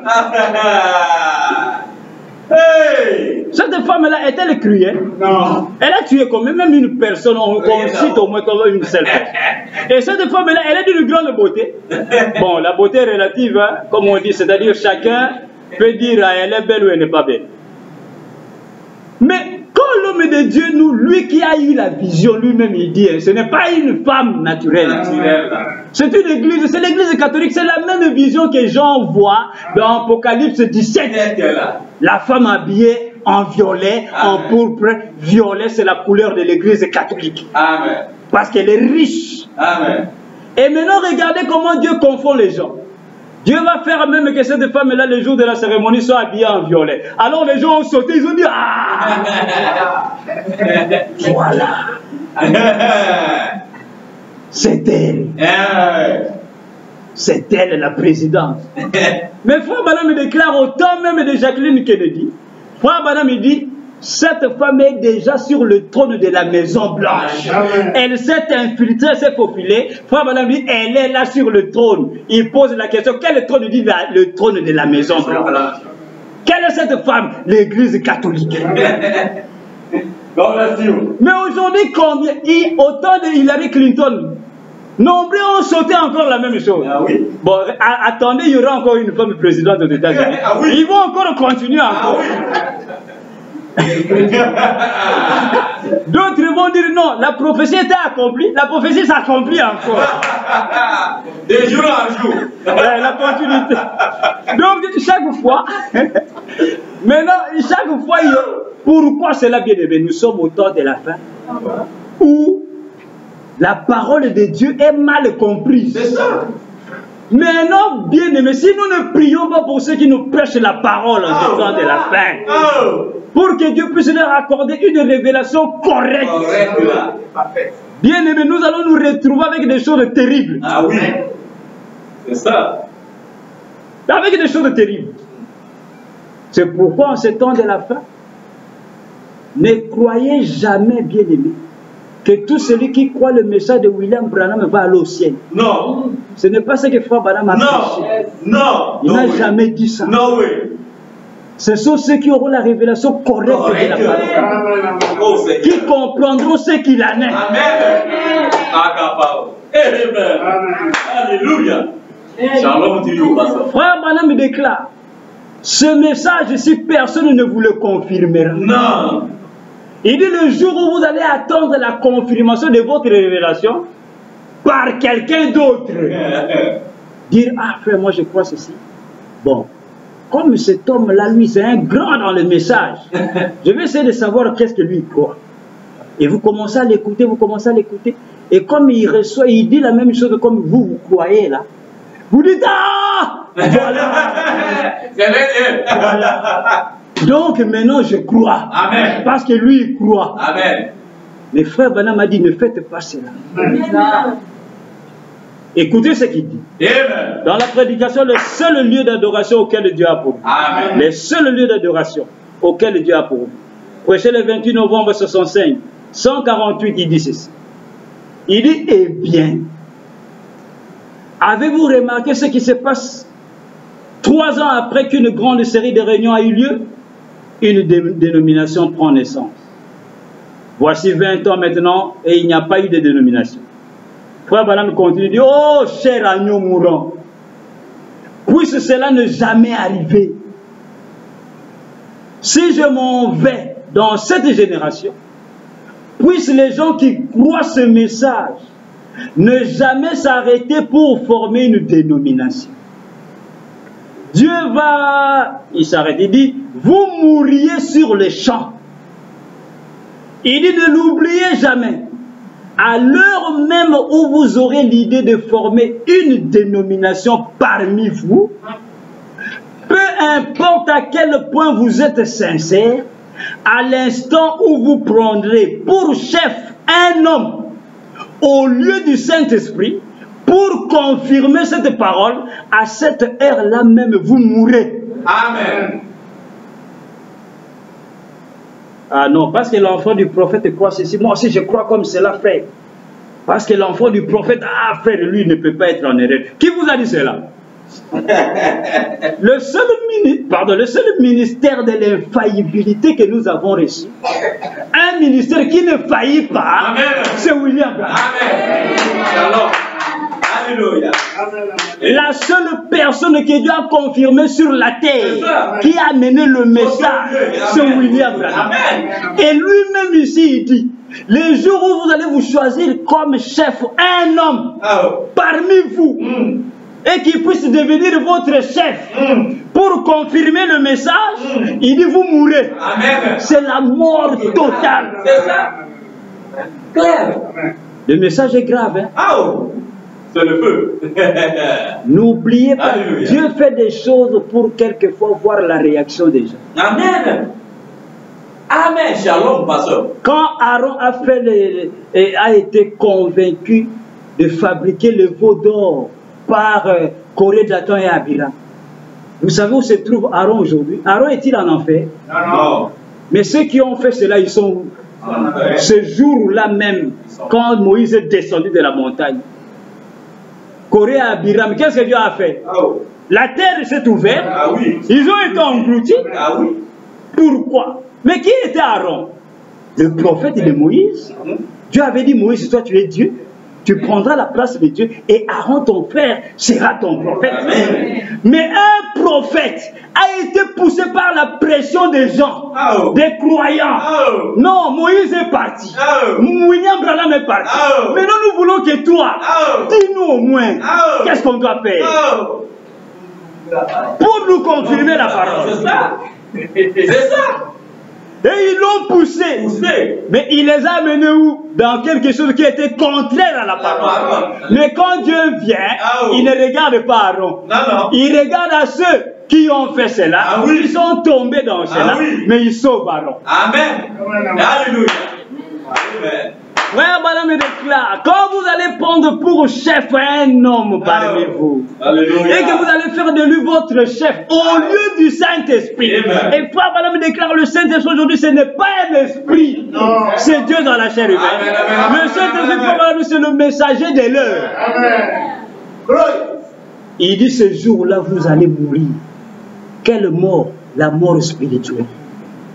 Mort complètement et enterrée. Il continue, il dit, la véritable sémence ne pourra pas faire cela, parce qu'il ne reste rien après la sémence. C'est la même chose qui était au commencement. C'est l'épouse qui est tombée en terre afin de produire de nouveau un grain de blé. Écoutez ce qu'il dit encore dans Vision de Patmos. Voici le 4 décembre 71. 4 décembre 60, au paragraphe 71, Vision de Patmos, il dit ceci. Il dit, tandis que nous parlons de l'Apocalypse, demandez à Dieu de vous donner une révélation de cela. Car elle ne peut être connue que par révélation. Amen. Et vous ne pouvez être sauvé que par révélation. Amen. Vous en avez une connaissance intellectuelle, mais vous ne pouvez être sauvé tant que cela ne vous a pas été révélé. Amen. Il dit, personne ne peut dire que Jésus est le Christ si ce n'est par le Saint-Esprit.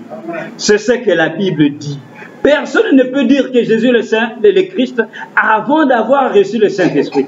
On ne peut dire, écoutez, on ne peut dire, le pasteur l'a dit, la Bible l'a dit, l'Église le dit. Ils ont raison, c'est vrai. Mais vous ne le savez pas vous-même avant que le Saint-Esprit ne vous le révèle à vous et qu'il ne vous soit venu en vous. Personne ne peut dire que Jésus est le Christ si ce n'est par le Saint-Esprit. cela ne vient pas par la connaissance ni par l'intelligence. Amen. Amen. Voilà ce que dit le prophète bien-aimé. La révélation est individuelle. Le Saint-Esprit doit venir et vous révéler la parole de Dieu. Personne ne peut appeler Christ Jésus, ne peut appeler Christ Jésus le Christ, c'est-à-dire le roi, reconnaître Jésus si le Saint-Esprit ne vient pas en lui. C'est pratiquement impossible. On n'a pas dit si un homme ou un pasteur ou non, un prophète. Non, non. Si la révélation du Saint-Esprit n'est pas dans le croyant, frère Banambi, vous ne pouvez être sauvé que par la révélation. Parce que quand vous prenez la foi de quelqu'un d'autre, mais Dieu en vous voit cela, que ce n'est pas votre foi. Vous ne portez que ce que vous avez entendu. C'est pourquoi, frère Banambi, vous pouvez entendre, vous pouvez écouter la parole de Dieu. Et parce que c'est quelqu'un qui le dit, vous dites oui, je crois. Il dit, mais vous croyez parce que lui, il a dit. Mais qu'en est-il de vous, vous-même? Avez-vous reçu la révélation réellement que ce qu'on dit là, c'est ça? Vous voyez cela, bien-aimé? C'est pourquoi ce sont des choses très graves. C'est ça la grande bataille en ces temps de la fin. Entre la vérité et le mensonge. Et ne l'oubliez pas, cette bataille se passe où? Dans le jardin d'Éden. Amen. Les deux arbres sont où aujourd'hui? Dans le jardin d'Éden. Et le jardin d'Éden aujourd'hui, c'est où? C'est l'église. Amen. Les lieux où les croyants se rassemblent. Ah oui. Frère Branham dit, partout il y a un réveil, il y a toujours des jumeaux. Ah oui. Il y a toujours Caïn et Abel. Il y a toujours Jacob et Ésaü. Ah. Il y a toujours le vrai et le faux. La vérité et le mensonge. Chaque fois au milieu du jardin, dans l'église du Dieu vivant. Amen. Mais le pasteur qui prêche la parole ici, ne l'oubliez pas, il est aussi un membre d'église, non? Amen. Amen. Amen. Ah, il est la tête de l'église, il conduit l'église, mais la tête c'est quoi? C'est un membre du corps. Amen. Mais Dieu lui a juste donné un message, une commission ou un travail un peu plus grand que les autres pour conduire les autres membres. Mais lui-même, il est la tête, il est le membre du corps. Et en tant que membre du corps, lui aussi peut être concerné dans cela. Amen. Amen. Shalom. Que le Seigneur vous bénisse. Frère Branham dit, Satan prêche la parole. Ah oui.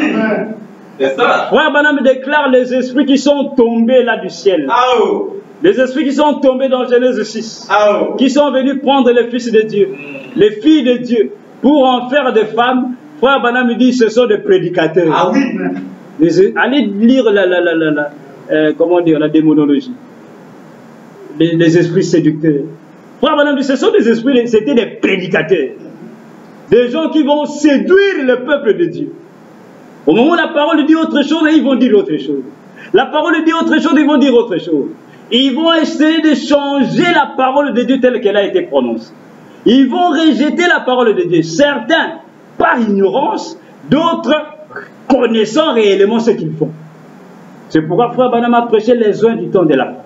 Les gens qui sont réellement loin du véritable Saint-Esprit, mais ils sont faux. Amen. Posez-vous la question.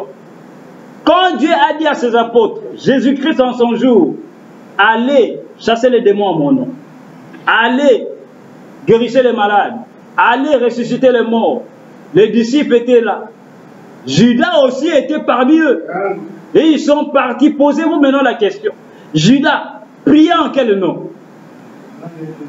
Judas ne priait-il pas pour les malades? Judas ne chassait-il pas les démons? Judas ne croyait-il pas que Jésus était le Christ? Et lui-même un jour leur a révélé une vérité qui a complètement bouleversé les apôtres. Il dit, sachez-le, ce n'est pas vous qui m'avez choisi. C'est moi qui vous ai appelé au ministère. C'est moi qui vous ai appelé dans cette église. Mais je vais vous révéler quelque chose aujourd'hui. Sachez-le, même parmi vous que j'ai appelé, il y a un démon parmi vous. Les apôtres se sont regardés. Ils ont dit, il dit oui, il y a un démon parmi vous. Mais qui avait appelé ce démon? C'est lui-même. C'est pourquoi la Bible déclare qu'il y a beaucoup qui sont appelés. Il y a beaucoup d'appelés, mais peu qui sont élus. Amen.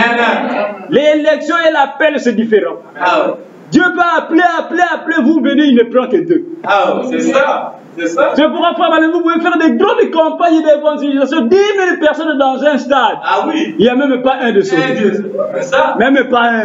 C'est ça là. Shalom Dieu, pasteur. God bless you. Ou peut-être Dieu va sauver juste une seule personne. Toutes ces autres-là retournent, qui disent Amen, Amen. Ils vont retourner, rien ne va arriver dans leur vie. Hey. C'est pourquoi il a dit là où 2 ou 3 sont réunis, moi je suis là. Ne croyez pas qu'il n'est pas là, il est là. Il est là. La doctrine de Donc on n'a pas besoin de grandes foules, ça ne sert à rien. Oh. Mais si Dieu accorde des grandes foules, nous disons Amen. Amen. Mais ce n'est pas à nous d'aller chercher ça. Non. Parce que si Dieu n'est pas là, vous allez amener des foules, mais les élus de Dieu ne sont pas là. Amen.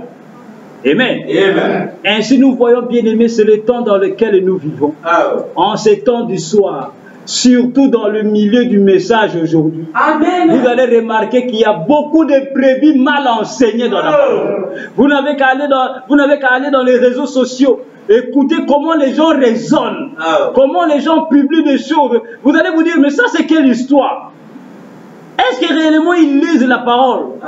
Est-ce que réellement ils écoutent le message?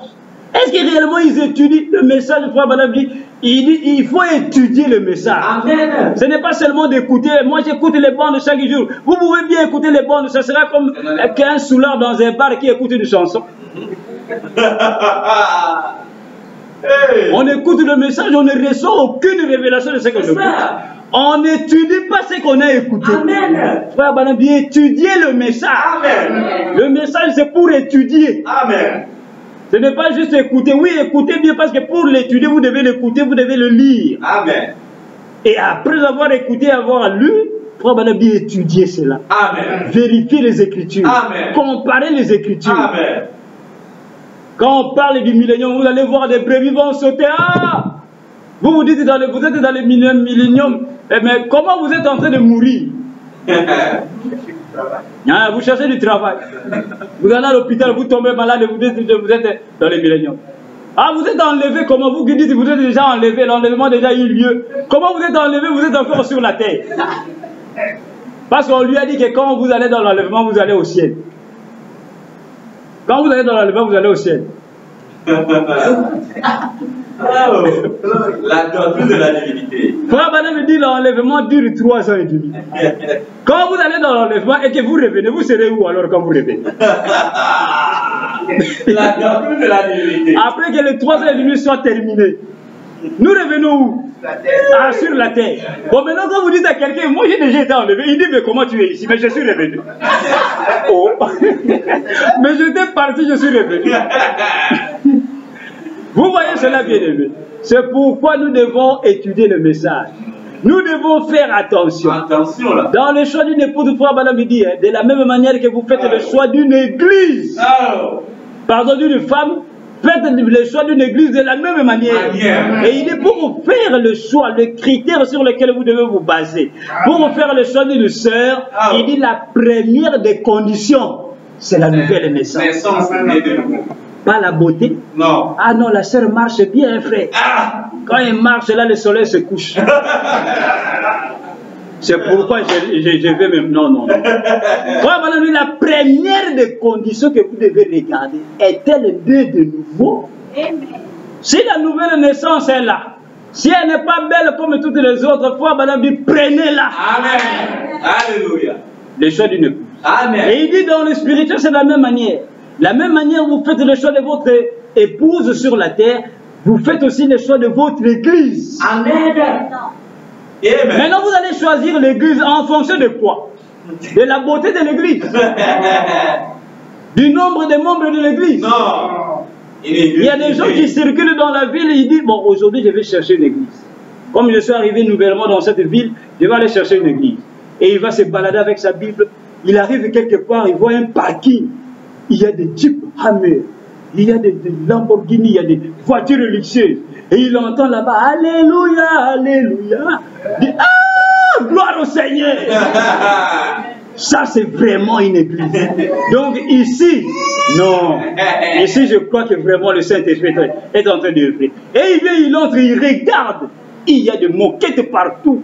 Il y a de la climatisation, la chair là. Tout est propre, les gens sont habillés d'une manière comme s'ils étaient au ciel. Et le frère ou la sœur dit, Seigneur, merci pour cette église. Et il s'assoit et il dit, voilà, je suis maintenant membre de cette église. Frère Branham dit, vous commettrez la plus grande erreur de votre vie en faisant ça. Amen. Parce qu'on ne fait pas les choix d'une église à cause de la beauté de l'église, à cause du nombre des membres de l'église. Il dit, regardez plutôt à la parole qui sort de cette église. Amen. Posez-vous la question, est-ce que la parole est prêchée? Est-ce que la vérité y est prêchée? Amen. Est-ce que cette église-là est réellement née de nouveau, recevant la révélation correcte du message et de l'heure? C'est à ce moment-là que vous allez vous agenouiller. Vous dites, Seigneur, montre-moi. J'ai vu une église et je veux aller là-bas. Dis-moi, est-ce que réellement c'est ta parole? Est-ce que c'est ta volonté parfaite? Frère, de la même manière que nous demandons du pain, nous demandons du travail, des choses qui vont passer. Mais concernant la vie éternelle, Dieu vous répondra. Amen. Amen. Mais combien d'entre nous prient avant d'aller dans une église? Combien d'entre nous demandent, Seigneur, révèle-moi réellement celui qui parle là. Amen. Dans cette église-là. Est-ce que c'est ton serviteur? C'est ça là. Mais vous savez pourquoi les gens ne font pas ça? C'est parce qu'on croit que tous les pasteurs sont des dieux. Ah oui. Mais pourtant, ce n'est pas ça.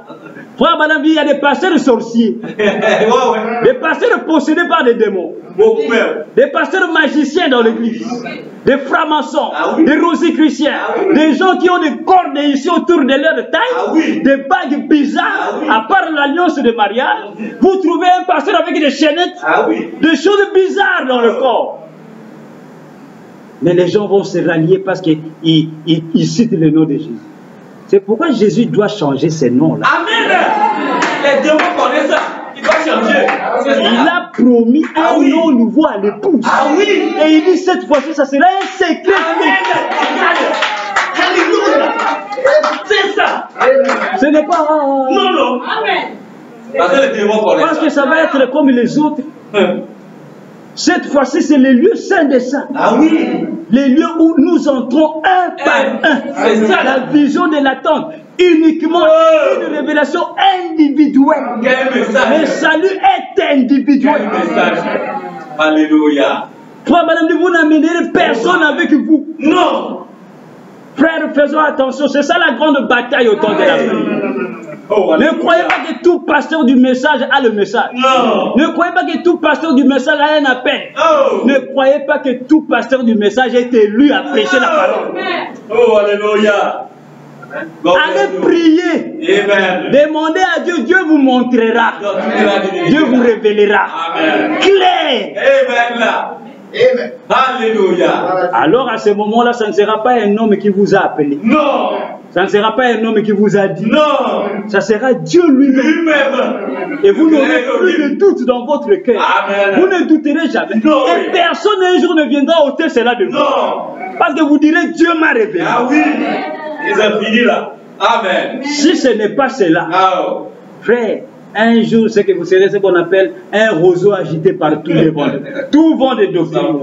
Amen. Pourquoi? Parce qu'on n'a pas reçu la révélation de la parole. Écoutez ce que frère Branham déclare. Dans le 4e psaume, nous terminons par là. Il dit ceci. 4e psaume 192-193. Il dit ceci. Il dit remarquez. Satan à part entière sur son trône. Il dit oui, monsieur.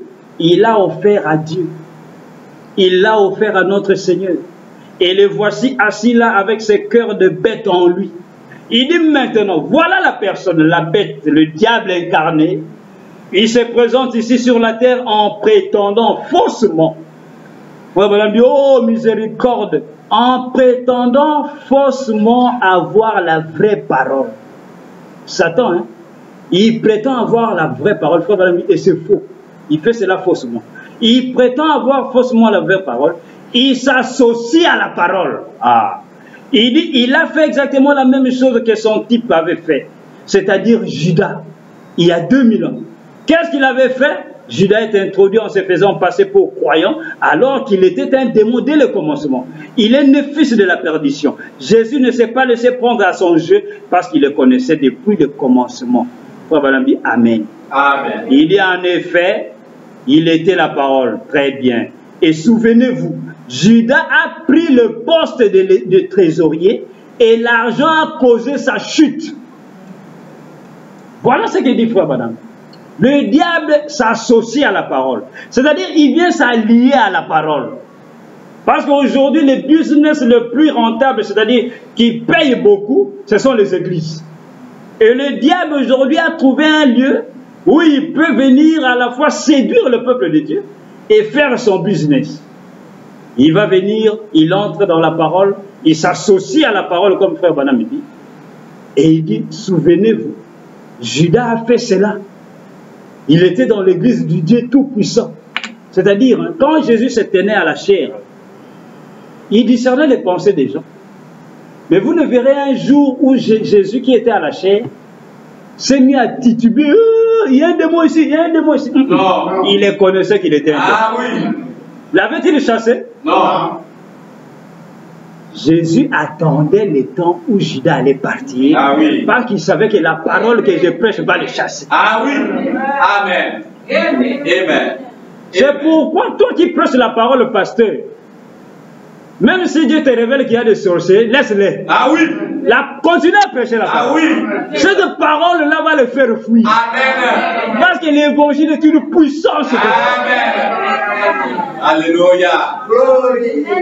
Un faux croyant, un soi-disant croyant ne se tiendra pas pour toujours là où il y a la vérité. Non. Il peut être là avec vous 3, 4, 5, 10, 20. Un jour il va partir. Ah oui. Amen. Mais quand vous lui posez des questions pourquoi il est parti, il va vous donner des choses bizarres. Mais lui-même il sait dans son cœur que le feu qui brûle de l'évangile là, lui ne peut plus continuer. Amen.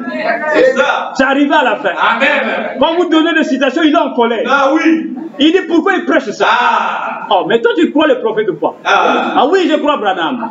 Mais qu'est-ce qu'il a dit ici? Il dit, non, c'est pas ça. Quand vous voyez un croyant du message, quand vous voyez un croyant du message, les déclarations, les citations du prophète commencent à lui faire mal. Quand vous citez cela, il a la figure fermée. Faites attention. Il y a quelque chose qui ne va pas. Amen. Soit c'est un infiltré ou une infiltrée. C'est-à-dire, il est venu dans la salle des noces, mais il n'a pas la vie. Il n'a pas été prédestiné. Jésus l'appelle mon ami. Vous savez pourquoi il l'a appelé mon ami? Allez lire la Bible. Il dit parce que c'était un membre d'église. Ce n'est pas quelqu'un qui est venu, non, c'était un membre de l'église. Mais Jésus lui pose la question, il dit mon ami, comment es-tu entré ici? On parle de la révélation de cette sorte, du nom nouveau, tout cela. Toi, tu es entré ici et tu te réjouis. Comment tu es entré ici? Parce que tu n'as pas la robe. Et il commence à dire, oh, Jésus, tu es suspect. Et il appelle le serviteur, il dit, il n'a pas dit mettez-le dehors. Liez-le d'abord. C'est un bandit, un espion. Liez-le. Amen. C'est ça. Et il a dit conduisez-le dehors. Non. Jetez-le dehors. Amen. Dans les ténèbres du dehors. Là où il y aura des pleurs et des graissements dedans. Vous savez quand les gens sont en colère,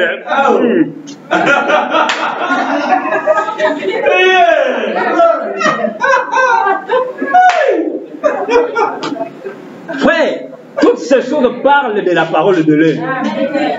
Toutes ces choses-là parlent de ce message. Amen. C'est pour vous montrer, hein, ne croyez pas que le message, c'est un lieu où tout le monde est sauvé, où tous les pasteurs sont saints, où tous les membres de l'église sont saints. Non, c'est même ici qu'on trouve des choses bizarres, plus que même ce qui se trouve dans le monde. Amen.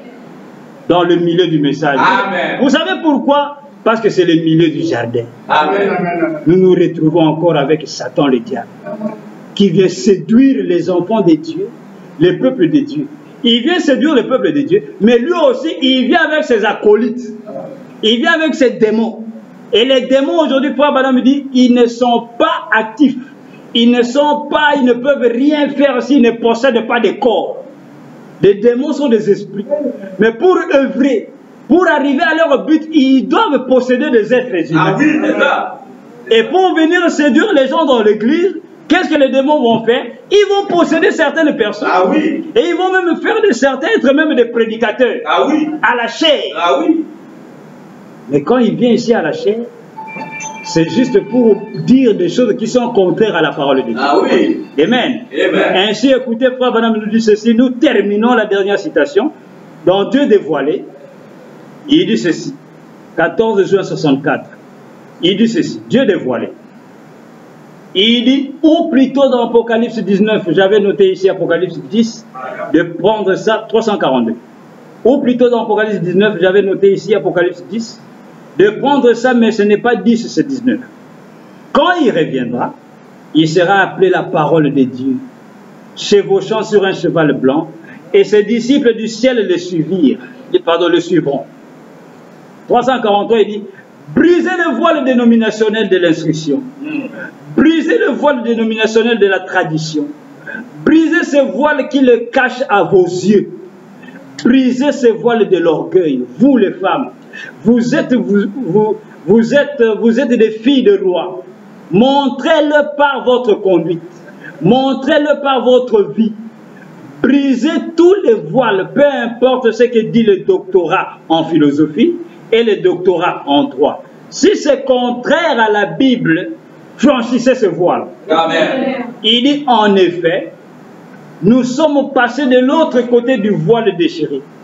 Nous sommes de l'autre côté maintenant, de l'autre côté. Et vous verrez, si seulement vous faites ça, si vous brisez ces vieilles traditions et tout, et que vous venez à lui, vous le verrez qui se tient là, le puissant vainqueur, la parole de promesse pour cet âge-ci manifestée. Vous verrez le Dieu puissant dévoilé. Amen. Vous le verrez au beau milieu de nous ici. Amen. Dévoilé. Amen. Le Dieu puissant qui n'a pas été vaincu par les traditions. Frère Branham dit, ôtez votre orgueil. Brisez le voile de tradition. Brisez le voile dénominationnel. Et quand vous sortez de ces choses-là, qu'allez-vous voir? Les dieux dévoilés. Amen. Les dieux puissants dévoilés ici. Amen. Au beau milieu de nous. Amen. Pourquoi? Parce que nous avons vaincu la bataille. Parce que nous sommes des Uri, nous sommes morts en nous-mêmes. Et quand Dieu nous fait sortir de là, il nous accorde la nouvelle naissance, nous voyons Dieu manifestant. Amen. Nous voyons la parole faite chair au milieu de son peuple à nouveau en ce temps de la fin. Amen. Ainsi, bien-aimés, voilà le péché du roi David. Voilà ce que Dieu voulait montrer dans cette histoire de David. David, s'il a tué Uri, s'il a pris la femme d'Uri, s'il a commis toutes ces choses-là, ce n'était que Dieu qui écrivait sa Bible. C'était pour montrer tout le plan de la rédemption. C'est le plan de Christ qui devait venir prendre ce monde. C'est Dieu qui veut que nous puissions mourir, naître de nouveau. Regardez, un grain ne peut jamais germer si ces grains-là n'entrent en terre et ne pourrissent. De la mort vient la vie. Sans la mort, il n'y a pas de vie. Il faut qu'il y ait une mort. C'est pourquoi Jésus est venu mourir, pour que la vie puisse venir à nous. C'est pourquoi il a dit aux Grecs qui étaient venus, ils ont dit, monsieur, nous voudrions voir Jésus. Il leur a dit, si le grain ne meurt, n'entre en terre, ne meurt et ne pourrisse, il n'a pas la vie en lui-même. Amen.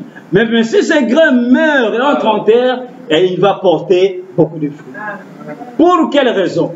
Pour nous montrer que nous ne pouvons pas avoir la vie éternelle sans mourir premièrement. Amen. Il faut mourir en Christ. Mourir, être enterré à Macpéla. Pour que la résurrection puisse venir. Pour que nous puissions avoir la vie éternelle. Alléluia. Il faut que toutes nos traditions, nos raisonnements humains, nos credos, les choses qu'on nous a inculquées dans la parole qui n'étaient pas vraies, nous devons mourir à cela et prendre maintenant la parole de Dieu et l'accepter telle qu'elle a été prononcée et demander à Dieu la révélation. C'est à ce moment-là que nous sommes nés de nouveau, que nous avons la vie éternelle et nous nous réjouissons de la présence de Dieu.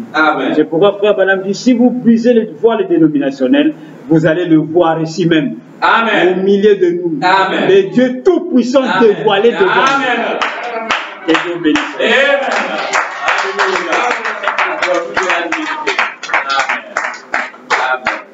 Alléluia. allons incliner nos têtes. Amen. Nous allons prier le Seigneur et nous allons remercier Dieu pour sa grâce. Élevons nos voix. Remercions le Seigneur pour ces moments précis et ces moments précieux qu'il a voulu nous accorder. Remettons notre retour entre ses mains. Remettons ce mois qui commence entre les mains du Seigneur, qui puisse continuer à nous conduire et qui puisse continuer à nous garder, à nous protéger. Prions le Seigneur. Père bienveillant, Éternel notre Dieu, nous venons te louer et te remercier infiniment. Merci pour tes nombreuses grâces. Et merci pour ta grâce infinie. Merci pour tout ce que tu as fait pour nous. Ne nous délaisse point de nous avoir avec toi, éternel. Aide-nous à être bénis la semaine, bénis les frères, bénis les bien-aimés, les frères et ceux qui viennent écouter ta parole. Aide-moi, aide-moi, ton Seigneur, Père, ouvre-nous les ténèbres pour la confiance. Et cette confiance, l'importance de la et nous devons approcher en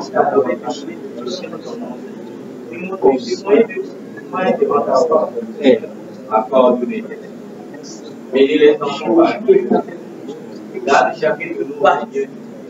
Aide-nous, Éternel, à voir les nous ne sommes pas très de au Seigneur, Dieu, c'est un tout-puissant. Avant même, oui, ça suffit. On a connexion à nous, tu es au Père. Tu n'as pas au Père.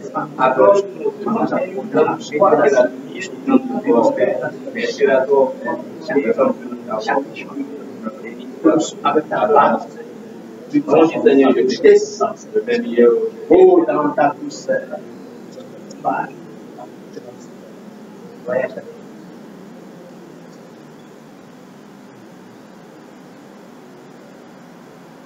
Éternel, notre Dieu, nous te remercions ce matin pour ta présence parmi nous. Amen. Te glorifions pour la parole que tu as voulu nous accorder ce matin. Amen. Bénis ton peuple qui est venu devant de toi ce matin. Oh. Bénis tout ce que nous avons apporté comme requête de prière. Nous demandons que cela puisse monter devant de toi. Amen. Regarde à chacun de nous, accorde au Dieu les besoins de chacun de nous ce matin.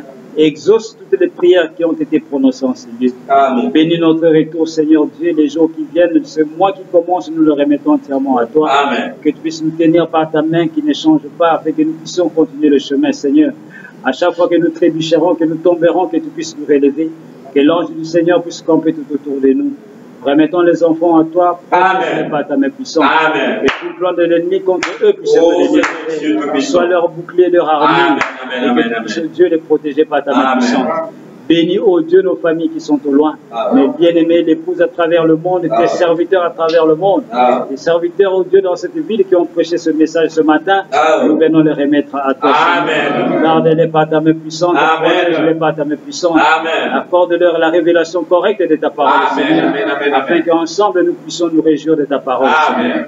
Bénis toutes choses, ô Dieu. Oh. Bénis les jours qui vont venir. Amen. Sois avec chacun de nous pour la gloire de ton Saint-Nom. Amen. Nous te remercions, nous te prions, nous te demandons dans le nom précieux du Seigneur Jésus-Christ, le même hier, aujourd'hui, éternellement, nous prions ainsi. Amen. Amen. Que Dieu bénisse tous. Amen.